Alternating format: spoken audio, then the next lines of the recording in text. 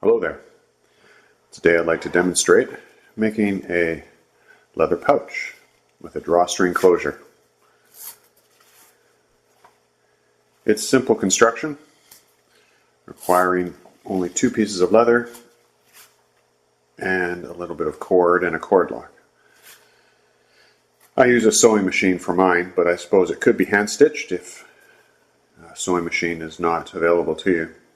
Now you can make it in any size you want. Got two sizes here. The one on the right is an inch wider and longer than this one.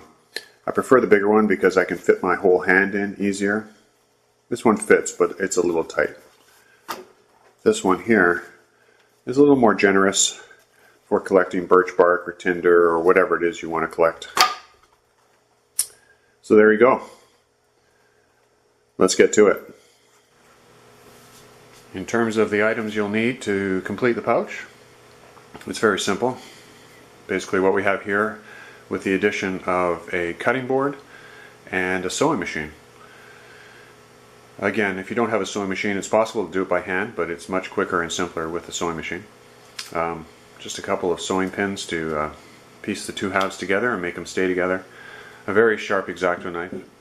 Scissors are optional. If you're going to use the knife, you might not need the scissors at all. A ruler, a marking device of some kind. I found even the pen is good enough to mark the finished side of the leather. Here I have some paracord. You can use any cord you want, but I find paracord quite durable.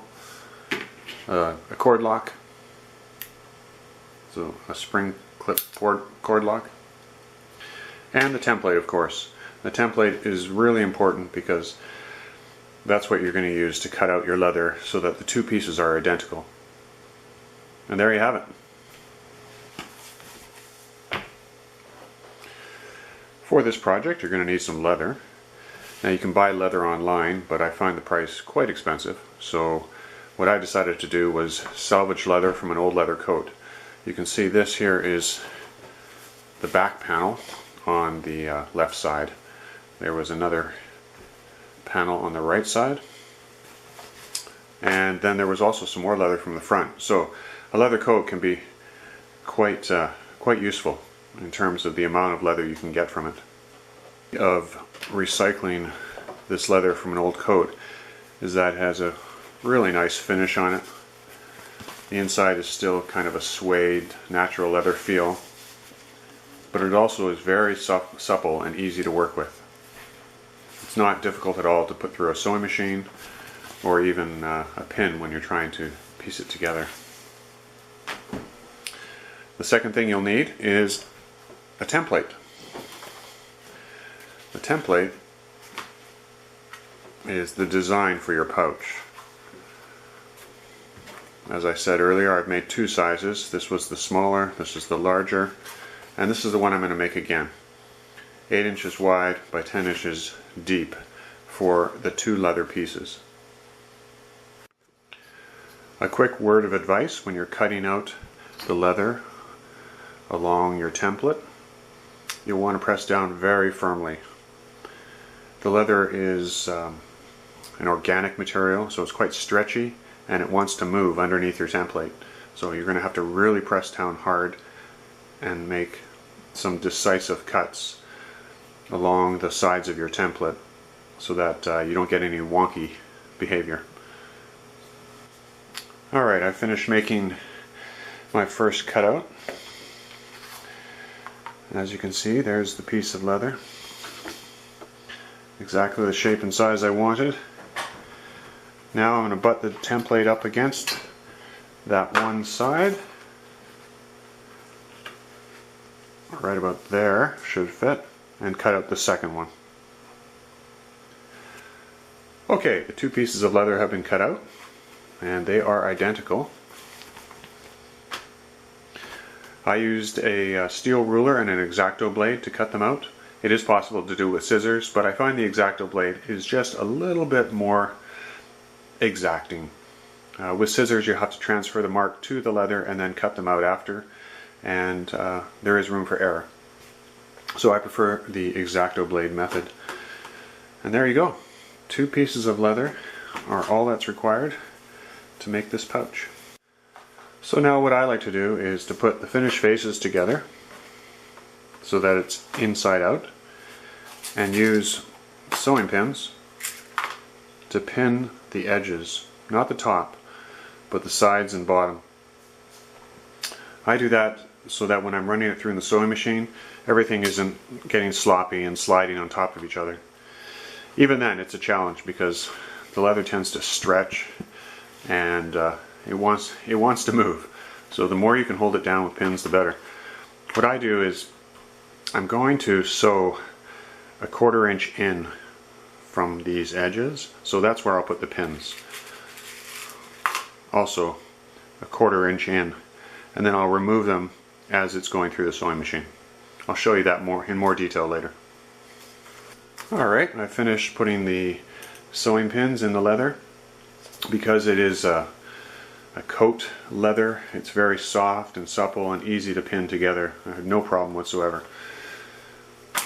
I put 4 pins down this side and 3 pins along the bottom. And because of the way I feed it through the sewing machine, you want to make it work for you. I have the material off to the left, the sewing machine to the right, and I'll feed it through and pull the pins out this way. And then for the other side, I'll flip it over and do the same. So strategically do whatever works best for you. Before I carry on, I just wanted to mention one more thing. As you can see, we have the leather here and the template here. The template also has these marks along the top where I'll be putting holes in the top edge of the leather. I'll simply use a hole punch, which I forgot to mention. You need a hole punch to punch through the leather in these 6 spots. What I did was I went in 1/2 inch on this side, 1/2 inch on this side, and then divided the remaining space into 5 equal parts. 1, 2, 3, 4, 5, which gives you 6 holes. Now you're going to want an even number of holes, either 4 or 6 or 8, but for me 6 was plenty. Okay, now it's time to sew the material together. I have my 2 panels pinned together, and then I've got my sewing machine here. I'm no expert in this area, but I've tried to make a few minor adjustments to achieve success with leather. I've got a slightly thicker needle here, a slightly stronger, thicker needle. I backed off the tension on the presser foot so that it will slide through a little easier. And then I've adjusted the stitches to make a slightly larger stitch, which is fine for working with the leather. Again, this is a thinner finished jacket leather, so I think this setup is fine. If you were to use a thicker cowhide or rougher leather, I'm sure you'd need a specialized needle of sorts. But for my situation, it works just fine as is. Alright, so we're going to try and sew a 1/4 inch away from the edge all the way around, except for the top.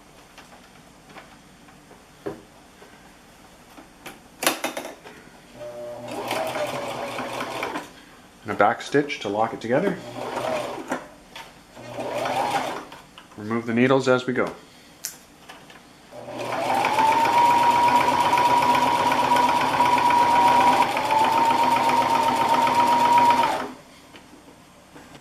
Okay, so we successfully went around 1 time. That might be enough, but I like to have a little bit of extra security by going a 1/16 of an inch closer to the edge and having a double stitch all the way around. As you can see, the matching up wasn't perfect, but it's pretty darn close, and it'll be sufficient for my pouch. Alright, I'm going to make that 2nd stitch all the way around now.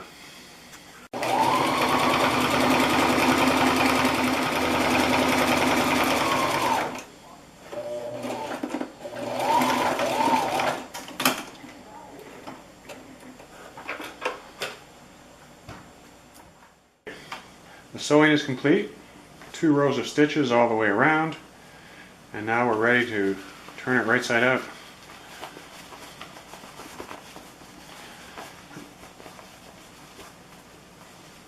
There you go. You see how that 45 gives it a slightly rounded corner.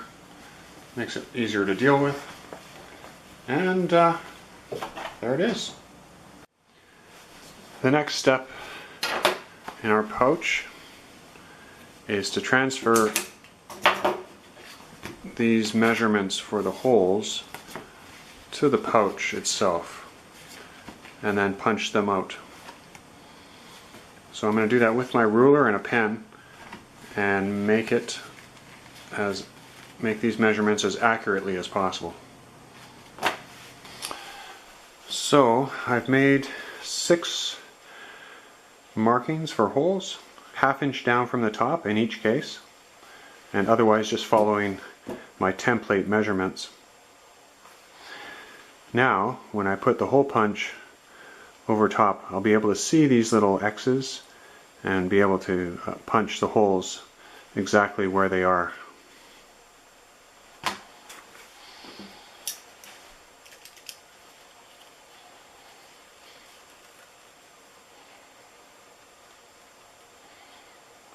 There we go. Punch through 2 layers, no problem. Go around to the other side, do that one. Position the mark directly in that hole, and it goes through it like butter. And last, number 6. There we go. 6 holes on both sides. Now we need to thread the paracord or other string through. Alright, starting from one side, weave it into the bag and out of the bag. In and out. In and out. And that's why it's important to have an even number of holes so that it always ends up coming out. Pull it through and then wrap it around and do the same on the other side.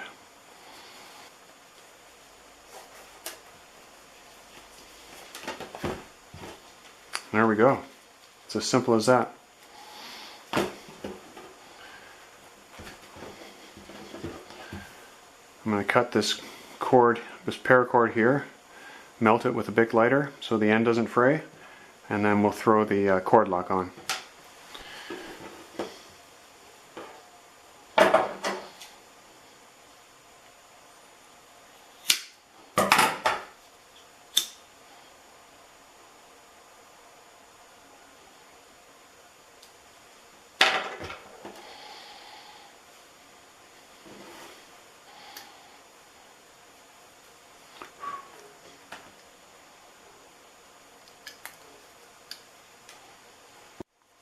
Eventually it'll come,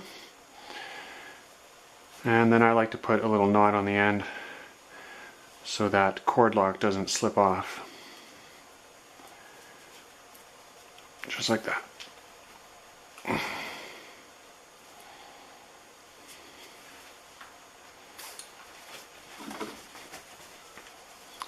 So there it is, opened wide, lots of cord, and there it is, closed up tight.